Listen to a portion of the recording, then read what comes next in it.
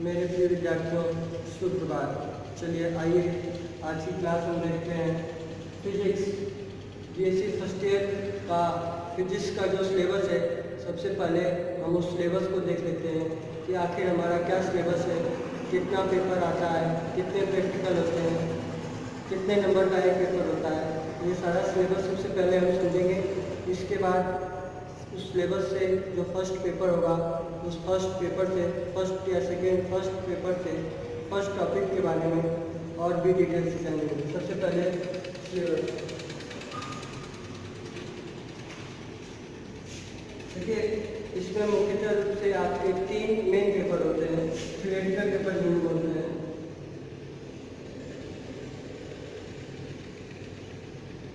जो पहला पेपर आपका होता है फिजिक्स का बीएससी फर्स्ट ईयर में, वो होता है mechanics.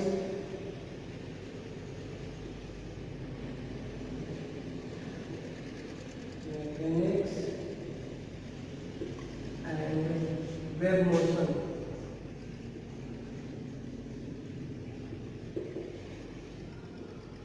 Mechanics and wave motion, ये आपका पहला पेपर है और ये आपका 50 नंबर का होता है, 50 मार्क्स। इसके बाद जो आपका दूसरा पेपर आता है, यह आता है काइनेटिक थ्योरी ऑफ थर्मोडायनामिक्स।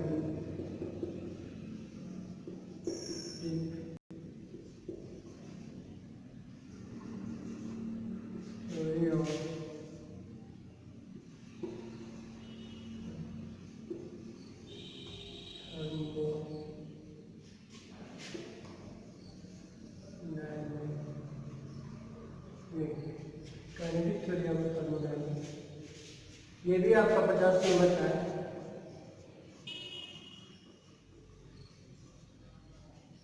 जो आपका तीसरा पेपर आता है, ये आता है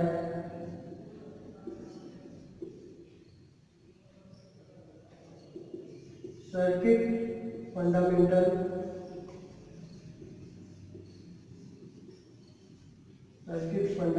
एंड बेसिक इलेक्ट्रॉनिक्स।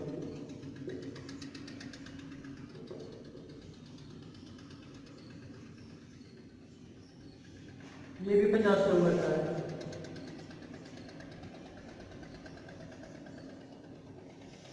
मतलब कि बीएससी फर्स्ट ईयर में आपके 3 पेपर होंगे। जो पहला पेपर होगा वो होगा मैकेनिक्स एंड वेव मोशन का, जो कि 50 नंबर का होगा। जो दूसरा पेपर होगा वो होगा काइनेटिक थ्योरी ऑफ थर्मोडायनामिक्स, ये आपका दूसरे पेपर का नाम है, ये भी 50 नंबर का है। इसके बाद जो आपका तीसरा पेपर होगा, तीसरा पेपर है circuit fundamental and basic electronics, ये भी 50 नंबर का है। यानी कि फिजिक्स के आपके 3 पेपर होंगे और तीनों पेपर के नाम ये है। इन्हीं सब के बारे में आपको पढ़ना है। एक पेपर 50 नंबर का है, साथ में जब ये 3 थ्योरी के पेपर हो जाएंगे तो उसके बाद आपका एक 50 मार्क्स का प्रैक्टिकल भी होगा।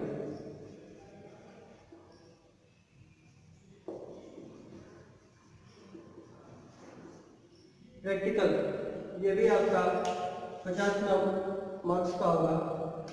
कुल मिला के 150 नंबर आपको थ्योरी से मिलेंगे और 50 नंबर प्रैक्टिकल से मिलेंगे, यानी कि 150 प्लस 50, टोटल जो आपका ये पेपर है वो 200 मार्क्स का होगा एक सब्जेक्ट। तो ये आपका बीएससी फर्स्ट ईयर का सिलेबस है फिजिक्स का। अब इसके आगे हम चलते हैं। तो सबसे पहला पेपर है मैकेनिक्स एंड वेव मोशन। बाकी सबको बताते हैं।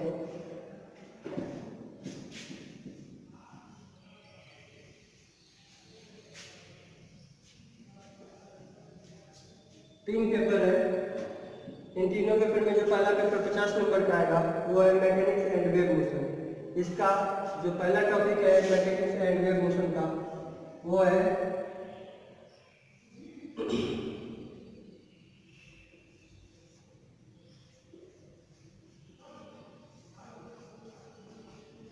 Reference frame.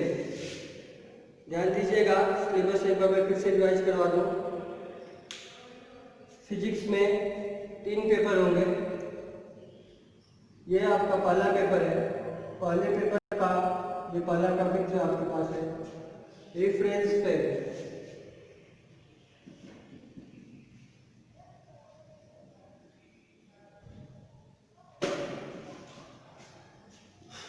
रेफरेंस फ्रेम क्या होता है?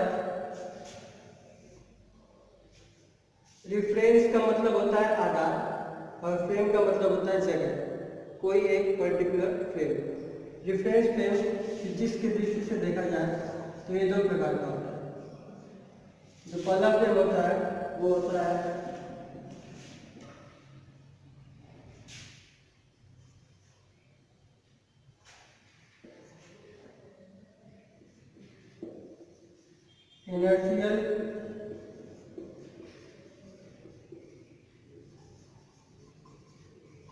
Inertial reference frame. जो दूसरा फ्रेम होता है उसका नाम होता है नॉन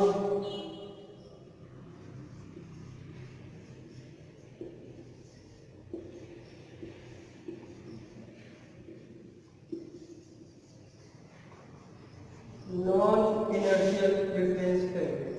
रेफरेंस फ्रेम आपको बता दिया एक फिक्स जगह, रेफरेंस मतलब आधार मानते हुए फ्रेम का। घबराइएगा मत, इसको डिटेल में बाद में पढ़ाया जाएगा। अभी ये शुरुआत है तो थोड़ा सा आपको समझने में दिक्कत होगी, लेकिल बाद में आपको जब ये टॉपिक खत्म हो रहा होगा तो ये चीज़ आपको बहुत अच्छे से समझ में आ जाएगी। सबसे पहले हम लेते हैं inertial reference frame.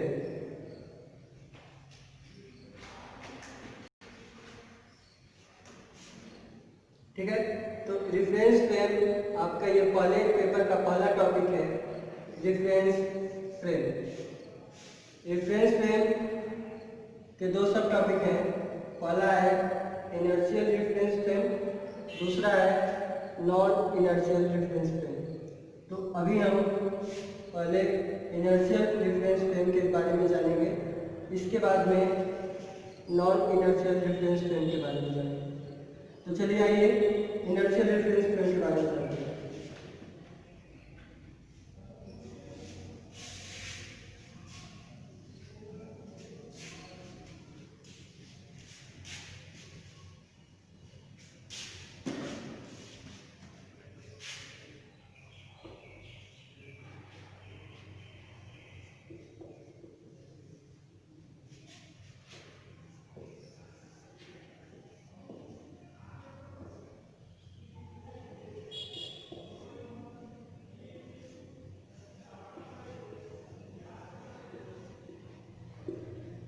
Inertial reference frame. सबसे पहले आप समझ लीजिए कि इनर्शियल रेफरेंस फ्रेम क्या होता है। When an object is motion, when an object is motion then it is remain in motion, और when an object is in rest then it is remain in rest. Hindi में इसका मतलब ये है कि ये कोई आपकी एक वस्तु है, ये वस्तु अगर यहाँ पे स्थिर है तो इसका गुण है कि ये यहाँ पे स्थिर ही रहना चाहिए, यहाँ से गतिमान नहीं होगी। मतलब ये जो इसका पोजीशन है, इस पोजीशन से अपना जगह चेंज करना नहीं चाहेगी। Object can not change their position. जो भी ऑब्जेक्ट होगा ये आपका, मान लीजिए कोई एक ऑब्जेक्ट O है, ये तो ऑब्जेक्ट जो है अपनी पोजीशन को बदलना नहीं चाहता है। ये इस ऑब्जेक्ट का स्वभाव है, ये this is the property of that object. ये इस ऑब्जेक्ट का स्वभाव है कि अगर ये ऑब्जेक्ट स्थिर है, अगर ये ऑब्जेक्ट स्थिर है तो ये स्थिर रहना चाहेगा, ये मोशन में नहीं आना चाहेगा। इसी के विपरीत एक और चीज है कि अगर कोई ऑब्जेक्ट आपका मोशन में है, मोशन का मतलब ये हुआ कि गतिमान स्थिति में है, वो ऑब्जेक्ट चल रहा है तो वो हमेशा चलना चाहेगा। ऐसा इसलिए चाहेगा क्योंकि ऐसा उसका गुण है, ऐसा उसका उस ऑब्जेक्ट का गुण है कि वो हमेशा चलना चाहेगा। अगर वो चलता हुआ पोजीशन में है तब यहाँ पे आपकी दो कंडीशन बन रही है। पहली कंडीशन तो ये बन रही है ध्यान से सुनिएगा। पहली कंडीशन ये बन रही है कि जब कोई वस्तु स्थिर है तो वो स्थिर रहना चाहती है, अथवा अगर कोई वस्तु गतिमान स्थिति में है, मतलब वो चल रही है, मूव कर रही है, तो वो हमेशा मूव ही करना चाहिए, रुकेगी नहीं।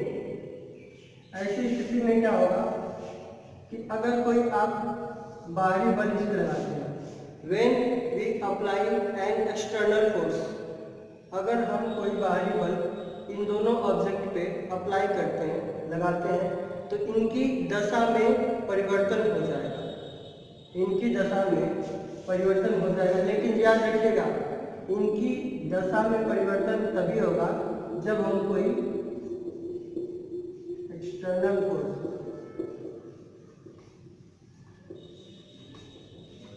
जब हम कोई एक्सटर्नल फोर्स लगाएंगे तो इनकी स्थिति में परिवर्तन आ सकता है। अगर हम कोई एक्सटर्नल फोर्स नहीं लगाते तो इनकी स्थिति में परिवर्तन आने का गुण इनके अंदर नहीं है। मतलब ये जो ऑब्जेक्ट आपका है, ये ऑब्जेक्ट यहीं पे तब तक रहेगा जब तक कि आप इसको कोई अलग से, अब ये मान लीजिए डब्बा है, तो ये अपनी जगह पे तभी तक रहेगा जब तक इस पर कोई बाहरी बल नहीं लग रहा है। जैसे आपने एक्सटर्नल फोर्स इस डब्बे पे लगाया तो ये डब्बा जो है गति में आ जाएगा, अर्थात आप ये कह सकते हैं कि object has been change their position. Object क्या कर लेगा, अपनी पोजीशन को बदल देगा, अपनी जिस पूर्वोत्तर जो इसकी स्थिति है उसमें ये नहीं रहना चाहेगा, अपनी स्थिति को बदल देगा। चलिए इसका डेफिनेशन देखते हैं। इनर्शियल फ्रेम, तो जिस फ्रेम, अब इनर्शियल फ्रेम डिफरेंस क्या होता है, इससे इसका क्या संबंध है, चलिए आइए पहले इसकी डिफरेंस लिखेंगे, इसके बाद में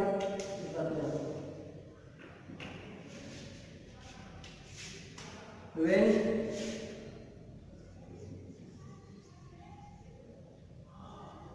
an object is in motion or in rest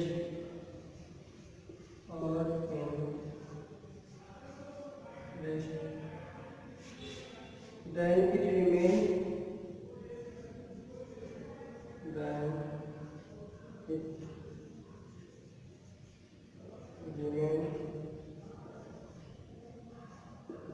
their position, it remains their position unless acted any external force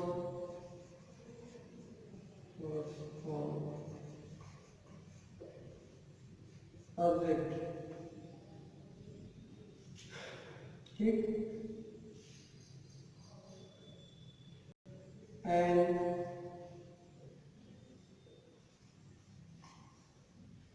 inertial frame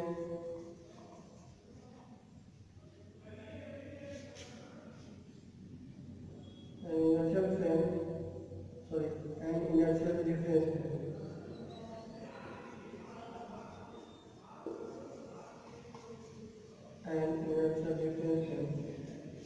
either in rest or moving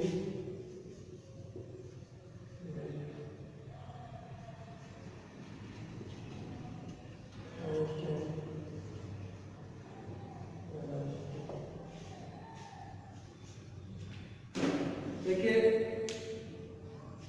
ये इसकी डेफिनेशन है।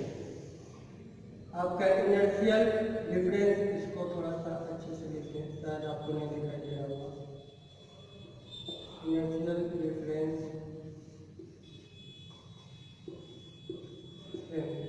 इनर्शियल डिफरेंस फ्रेम ऑब्जेक्ट के साथ जुड़ा हुआ है। जैसे when an object is in motion, इसकी इंग्लिश में मुझे क्या है, जब कोई ऑब्जेक्ट, एक ऑब्जेक्ट के लिए एन लगाते हैं, ध्यान दीजिएगा इसका बहुत बड़ा रोल है, नहीं तो आप गलत कॉन्सेप्ट समझ बैठेंगे, उससे आपका नुकसान होगा।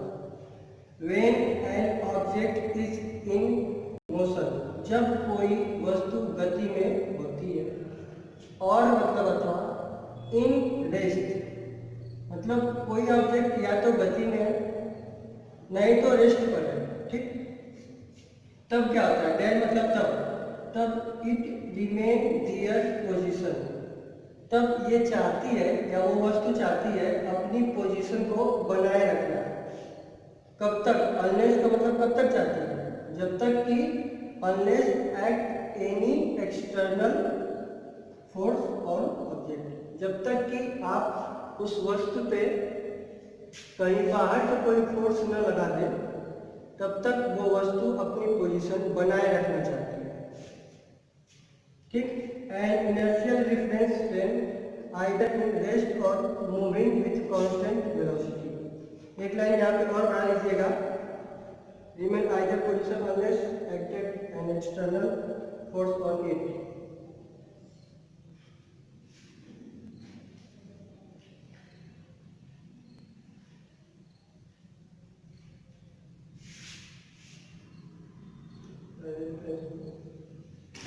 When an object is in motion or in rest, ठीक ठीक, नहीं इसी में दोनों हो गया, मोशन और रेस्ट बना है। When an object is in motion or rest, अगर वो ऑब्जेक्ट मोशन में रहेगा तो मोशन में ही रहना चाहेगा, यहाँ लिखा हुआ ना कि when an object is in motion, अगर वो मोशन में है तो मोशन में ही रहना चाहेगा, और in rest, और अगर रेस्ट में है तो रेस्ट में ही रहना चाहेगा, जब तक कि कोई उस पर बाहरी फोर्स अप्लाई न करे। An inertial reference frame either in rest or moving with constant velocity. तो inertial reference frame जो होता है वो ऑब्जेक्ट के साथ जुड़ा हुआ होता है, इसलिए यहाँ पे कहा गया है कि when inertial reference frame either in rest or moving with constant velocity, यानी कि या तो जो फ्रेम है, फ्रेम ऑफ रेफरेंस ले रहे हैं ऑब्जेक्ट के रिस्पेक्ट में, तो जो फ्रेम ऑफ रेफरेंस ले रहे हैं या तो वो स्थिर होगा, या फिर अगर आपका बॉडी मूव कर रहा है तो वो उसके साथ मूव करेगा। इसका एग्जांपल बताएंगे तब आपको और अच्छे से समझ में आएगा। एग्जांपल ध्यान दीजिएगा, एग्जांपल को EX शॉर्ट में लिखा जाएगा, मैं बार बार इस तरह लिखूंगा, इसका मतलब आप कुछ और मत समझिएगा, इसका मतलब है एग्जांपल यानी उदाहरण।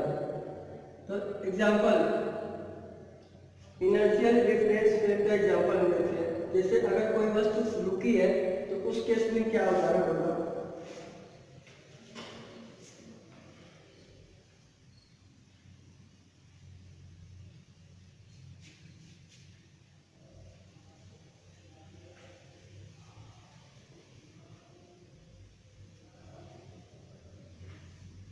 इसका एग्जांपल है moving of train with constant velocity. जैसे कोई ट्रेन है वो कांस्टेंट वेलोसिटी से मूव कर रही है, तो उसका जो फ्रेम ऑफ रेफरेंस होगा वो भी एक कांस्टेंट वेलोसिटी से मूव कर रहा होगा। फ्रेम ऑफ रेफरेंस से मतलब ये है कि जैसे अब देखिए आपको और अच्छे से समझ में आएगा, फ्रेम ऑफ रेफरेंस वो चीज़ होती है जिसपे आप जैसे ट्रेन में आप खड़े हैं, तो ट्रेन में आप खड़े हैं, ट्रेन मूव कर रही है, तो जहाँ आपने पैर रखा है उसको आप मान सकते हैं उदाहरण के तौर पे कि वो क्या है, इनर्शियल रेफरेंस फ्रेम है। वो एक ऐसा फ्रेम है जो ट्रेन के साथ ही क्या कर रहा है, मूव कर रहा है। और वही यहाँ पे लिखा हुआ भी है कि an inertial frame is either in rest or moving with the constant velocity, constant velocity के साथ मूव करता है। और इसका उदाहरण ये है कि जैसे अगर ट्रेन कांस्टेंट वेलोसिटी से चल रही है तो आपका जो इनिशियल रेफरेंस फ्रेम होगा वो भी उससे कांस्टेंट वेलोसिटी के साथ क्या होगा, मूव कर रहा होगा। अगर ट्रेन खड़ी हो जाती है तो आपका जो इनर्शियल रेफरेंस फ्रेम होगा वो भी उसके साथ क्या होगा, खड़ा हो जाएगा। वो भी बात यहाँ पर लिखी हुई है कि an an inertial difference frame either in rest. तो रेस्ट में कब होगा? जब ट्रेन आपकी खड़ी होगी तो जो आपका इनर्शियल फ्रेम होगा वो क्या होगा? रुका हुआ होगा। और जब ट्रेन आपकी क्या कर रही होगी? मूव कर रही होगी, तो जो आपका इनर्शियल डिफरेंस फ्रेम होगा वो भी क्या कर रहा होगा? मूव कर रहा होगा। तो ये आपका हुआ इनर्शियल फ्रेम की डेफिनेशन और इसका ये एग्जाम्पल। चलिए अब इसके अलावा आपको मैं बताया था पहले ही कि इनर्शियल फ्रेम दो प्रकार का होता है। एक होता है रिफरेंस फ्रेम दो प्रकार का होता है। एक होता है इनर्शियल रिफरेंस फ्रेम, दूसरा होता है नॉन इनर्शियल रिफरेंस फ्रेम। तो ये कहानी आपकी थी इनर्शियल रिफरेंस फ्रेम की। अब आते हैं नॉन इनर्शियल रिफरेंस फ्रेम पे। नॉन इनर्शियल रिफरेंस फ्रेम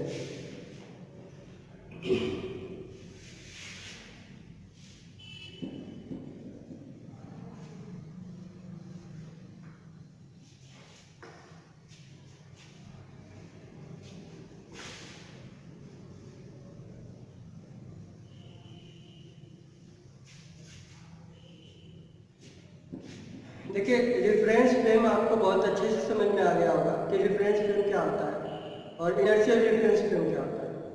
अब आते हैं नॉन इनर्शियल रिफरेंस फ्रेम पे। सबसे पहले इसकी डेफिनेशन आप लोग लिख लीजिए।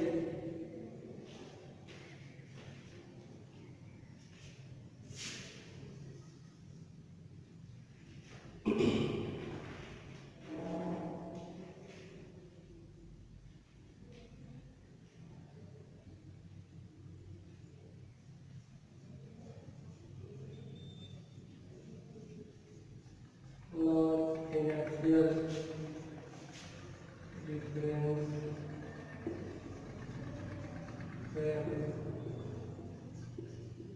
in which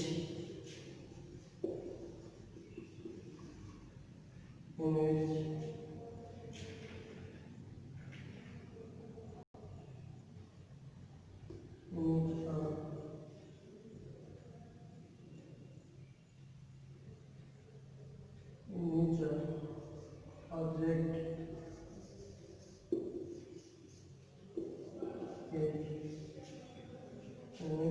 is accelerating image object is accelerating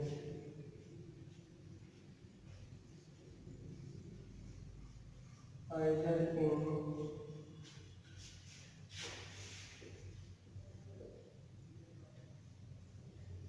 linear way or rotating way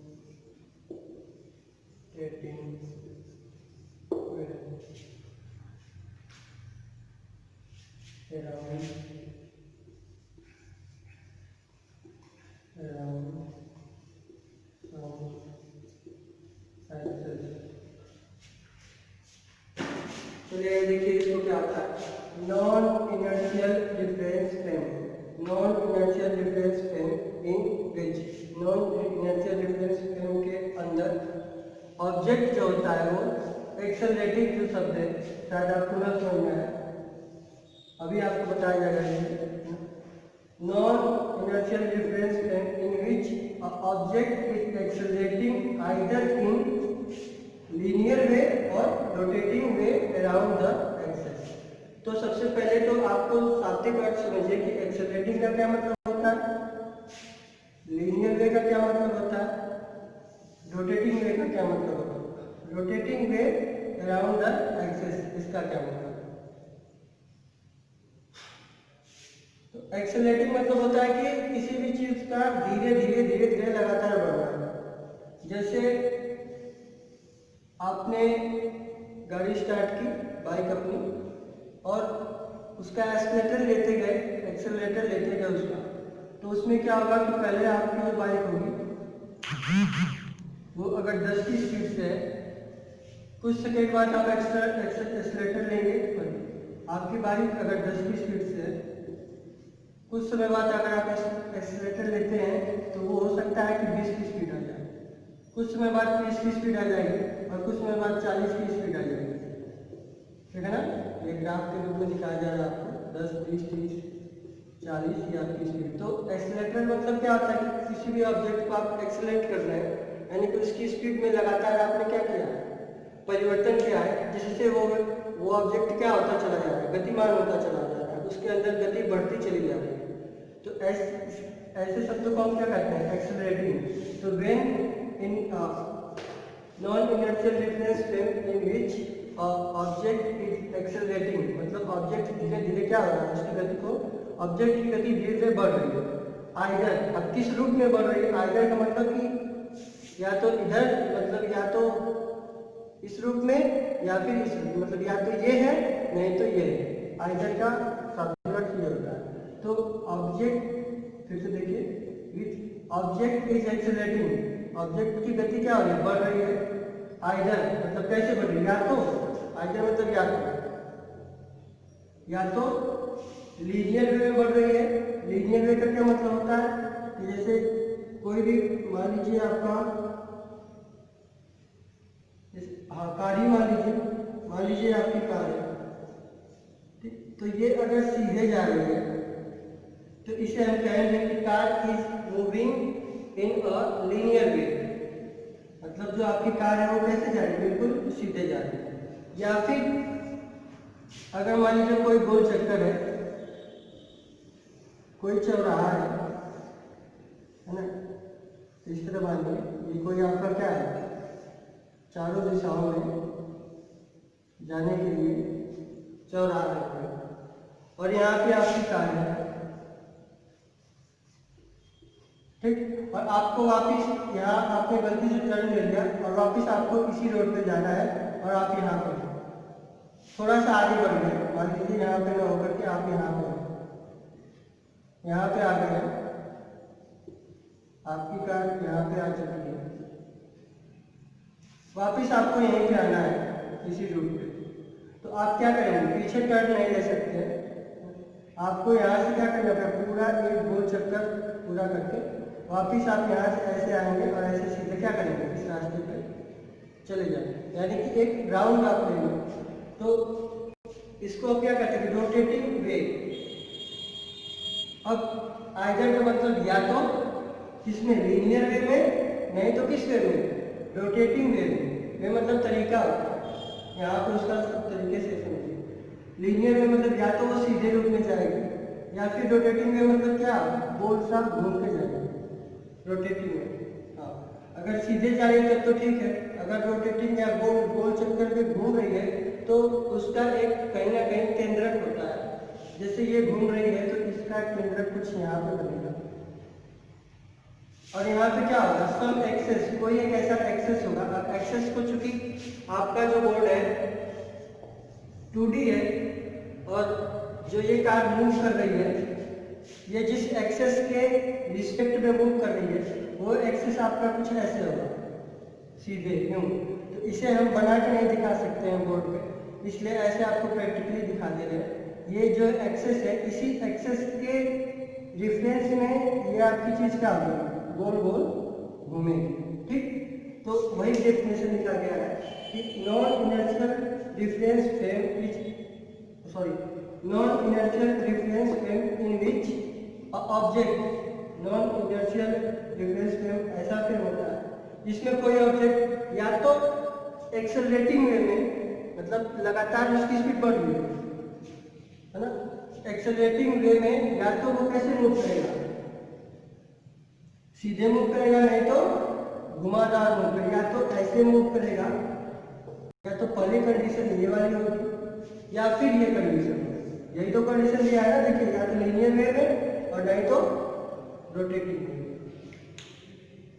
अब देखिए, लेकिन हाँ एक कंडीशन है, मूव किसी वे में करेगा उसकी एक्सेलरेटर, उसकी स्पीड हमेशा क्या रहेगी, हमेशा बढ़ रही होगी, यानी कि पहले सेकेंड में अगर उसकी स्पीड, पहले सेकेंड में अगर उसकी स्पीड 10 km होगी तो दूसरे सेकेंड में, दूसरे 2 सेकेंड बाद कर सकते, 2 सेकेंड बाद हो सकता है वो यहाँ से यहाँ तक पहुँच जाए, तो 2 सेकेंड बाद उसकी स्पीड जो होगी वो 20 km होगी, 20 किलोमीटर प्रति आवर हो जाती है, पहले 10 किलोमीटर। अब 3 सेकेंड बाद जब वो यहाँ पे पहुँचेगा, यहाँ से यहाँ पे, तो उसकी स्पीड फिर बढ़ जाएगी, अब उसकी स्पीड कितनी, पहले 20 थी, अब कितनी होगी? अगर 10 के रेट से बढ़ रही है मान लीजिए, तो यहाँ पे कितनी हो जाएगी? 30 km प्रति आवर। तो अब क्या हो रहा है, धीरे धीरे आपकी स्पीड क्या हो रही है? बढ़ रही है। लेकिन आप किस दशा में मूव कर रहे हैं, कौन सा मोशन कर रहे हैं? आप लीनियर वे में, आप सीधे सीधे जा रहे हैं और आपकी स्पीड बढ़ रही है। तो एक फिक्स टाइम इंटरवल में, जैसे 1 सेकेंड यहाँ भी है, 1 सेकेंड यहाँ भी है और 1 सेकेंड यहाँ भी है। एक्सेलरेशन या एक्सेलरेटर या एक्सेलरेशन यहाँ पे लिखा हुआ है, तो उसका शाब्दिक अर्थ यही है कि एक फिक्स समय में स्पीड का निरंतर बढ़ने को क्या करते हैं? एक्सेलरेटिंग करते हैं। यहाँ पे आपकी जो कार है वो देखिए, यहाँ भी 1 सेकेंड का टाइम इंटरवल है, यहाँ भी 1 सेकेंड का टाइम इंटरवल है और यहाँ भी 1 सेकेंड का टाइम इंटरवल। टाइम इंटरवल मतलब क्या? मतलब समय का एक अंतराल। तो यहाँ पे 1 सेकेंड में इसकी स्पीड कितनी थी? 10 km। यहाँ पे दूसरे सेकेंड में इसकी स्पीड कितनी होगी? 20। तीसरे सेकेंड में इसकी स्पीड कितनी होगी? 30। यानी कि लगातार प्रति सेकेंड इसका क्या है? 10 की दर से स्पीड बढ़ रही है। तो स्पीड बढ़ने को ये क्या कर रहे हैं? एक्सेलरेशन कर रहे हैं। तो वही है कि नॉन इनर्शियल। अब इसमें चूंकि बार बार स्पीड बढ़ रही है, इसलिए जो इसका रिफरेंस फ्रेम है वो कांस्टेंट स्पीड से नहीं घूम रहा है या नहीं मोशन कर रहा है या नहीं गति कर रहा है, कांस्टेंट स्पीड से। इसीलिए इसको क्या कहा गया है? नॉन इनर्शियल कहा गया। वहाँ पे क्या था पहले वाले में कि जो रिफरेंस फ्रेम था आपका वो कांस्टेंट स्पीड से मूव कर रहा था, इसलिए वहाँ पे क्या कर दिया गया था कि इनर्शियल रिफरेंस फ्रेम। यहाँ पे कांस्टेंट स्पीड से नहीं मूव कर रहा है, साफ साफ लिखा हुआ है यहाँ पे एक्सेलरेटिंग। एक्सेलरेटिंग का मतलब ये होता है कि हर एक टाइम इंटरवल में उसकी गति क्या हो रही है? बढ़ रही है। तो इसकी वजह से इसे क्या कहा जा रहा है? Non inertial reference frame. और ये जो गति बढ़ रही है वो दो तरीके से बढ़ रही है, या तो लीनियर वे में होगा और नहीं तो रोटेटिंग वे में। और जब ये रोटेट करेगा तो इसका एक्सिस क्या होगा? एक्सिस जो कि 2D बोर्ड है, इसको दिखाया नहीं जा सकता। तो ये आपका रहा नॉन इनर्शियल रिफरेंस फ्रेम। इसमें क्या होगा कि आपका रिफरेंस फ्रेम जो होगा वो कांस्टेंट वेलोसिटी से नहीं मूव करेगा। कांस्टेंट वेलोसिटी मतलब कि एक ही गति से नहीं मूव करेगा, उसकी गति क्या होगी? बार बार बदल जाएगी, जिसकी वजह से इसको क्या करेगा? Non inertial reference frame. अब देखिए इसका एग्जाम्पल। इसका एग्जाम्पल क्या है? इसका एग्जाम्पल ये है कि जैसे एक कार है, कार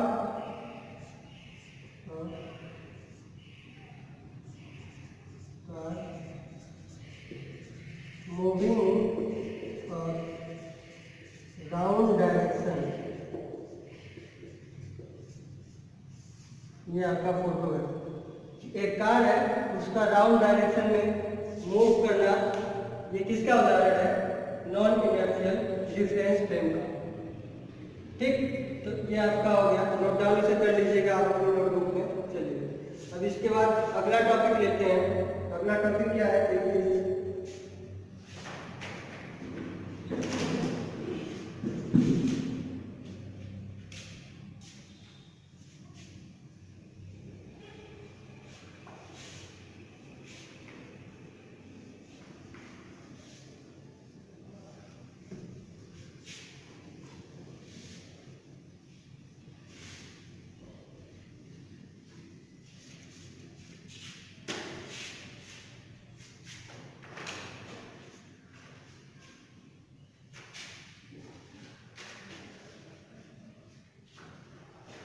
अगला टॉपिक बहुत ही आसान टॉपिक है और इस टॉपिक को आप लोग पढ़ भी चुके हैं। 12th में आप लोगों ने पढ़ा हुआ इस टॉपिक को। टॉपिक का नाम है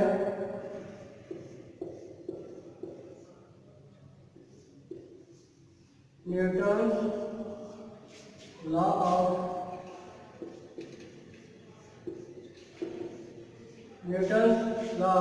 मोशन। अगला टॉपिक आपका है न्यूटन लॉ ऑफ मोशन।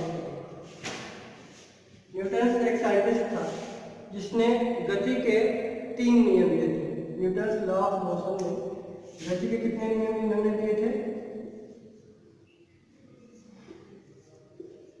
गति के 3 नियम दिए न्यूटन लॉ ऑफ मोशन। एक साइंटिस्ट थे जिन्होंने रिसर्च किया और रिसर्च करके गति के 3 नियम का, ऑब्जेक्ट जब कभी भी गति करता है तो उसकी गति के बारे में इन्होंने रिसर्च करके 3 अपने फार्मूले, 3 अपने कॉन्सेप्ट, 3 अपने नियम निकाले थे। और आप इन तीनों नियम को पहले भी पढ़ चुके हैं, इस पर न्यूमेरिकल भी आप लगा चुके हैं, यहाँ पे भी आपको न्यूमेरिकल लगाया जाएगा। तो आज की क्लास यहीं पे समाप्त होती है और ध्यान दीजिएगा, आज जो पढ़ाया गया है उसको अच्छे से नोट डाउन कर लीजिएगा और थोड़ा सा न्यूटन्स लॉ ऑफ मोशन के बारे में पहले का जो पढ़े हुए होंगे आप लोग उसको रिवाइज कर लीजिएगा, ताकि जब हम अगली वीडियो में मिलेंगे तो आपको समझने में आसानी हो। Thank you.